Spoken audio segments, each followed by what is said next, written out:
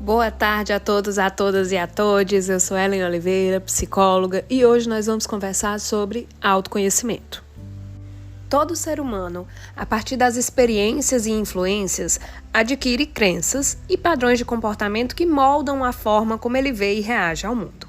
O problema é que existem alguns pensamentos disfuncionais tão enraizados que acabam sendo tomados como normais e inerentes.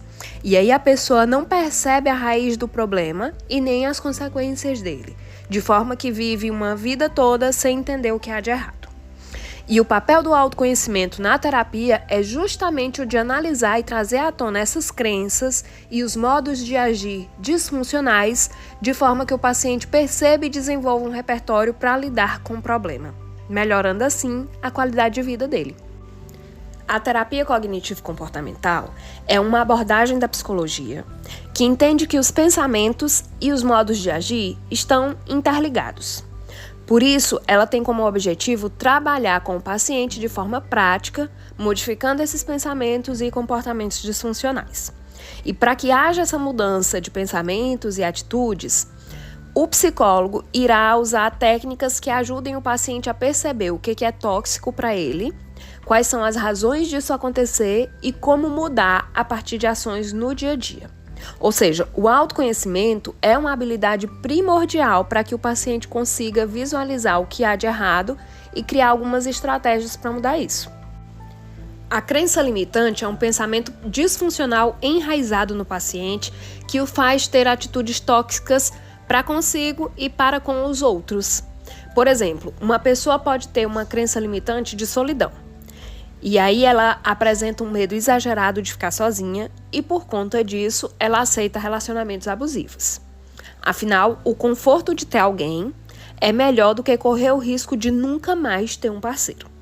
Ou seja, os sintomas são a tolerância a relacionamentos abusivos e uma ansiedade extrema em relação à solidão. Dessa forma, cabe ao psicólogo não apenas tratar esses sintomas, mas buscar a causa desses sintomas, que no caso é essa crença limitante do abandono. E aí, uma vez alinhado com o paciente, qual é essa crença limitante, o paciente irá entender melhor o que faz ele agir dessa forma e o que é que ele deve enfrentar. Ou seja, ele consegue dar um nome para aquilo que o incomoda. É muito importante que o paciente não só saiba qual é a sua crença limitante, mas também que aprenda a questionar esses pensamentos disfuncionais. É preciso que a gente aprenda que os pensamentos não são verdades inquestionáveis e que a gente procure provas racionais daquilo que se passa nas nossas cabecinhas. Por exemplo, se a pessoa pensar, eu não fui bom o bastante, por isso meu companheiro me deixou. A gente precisa confrontar esse pensamento perguntando, mas quais são as provas concretas que eu tenho disso? Dessa forma, com o tempo, a gente consegue questionar essas crenças tóxicas, observar as situações de uma forma mais realista, funcional e racional.